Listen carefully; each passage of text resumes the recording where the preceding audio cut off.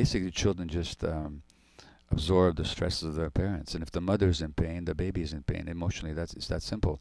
But since it's the mother's soothing that the infant needs to release that pain, when the mother's in pain, nothing releases the pain. So that means you absorbed a lot of pain from early on. Mm-hmm. Not only that, when the parents are stressed and troubled, infants and children being narcissistic in the sense that it's all about themselves, basically there's a deep sense of inadequacy and shame because the child believes that if this is happening, it's because there's something wrong with me. Mm-hmm.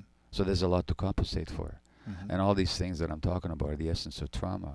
So my book on addiction is really all about the fact that addiction is actually a normal response to abnormal circumstances. It's just a desperate attempt on the part of the individual to soothe the pain, to somehow paper over the loss. But of course it can't do it. It's a doomed, a failed attempt. But just to condemn somebody or to think that they have a brain disease. Now, the brain does come into it because the brain is actually programmed by the environment. And the most important aspect, programming the circuitry of the brain, is the emotional environment in which the child grows up.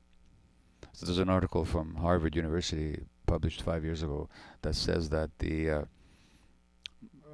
brain is shaped by interaction of genes and environment, and the most important aspect of the environment is the quality of adult-child responsiveness. Now, when your parents are stressed like your parents were, they couldn't have been as responsive to you as they might have wished to be.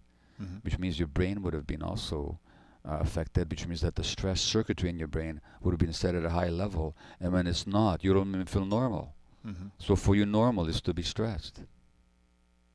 So, having said all that, healing is possible, but this is the basic ground of addiction of all kinds, and of all kinds of diseases as well.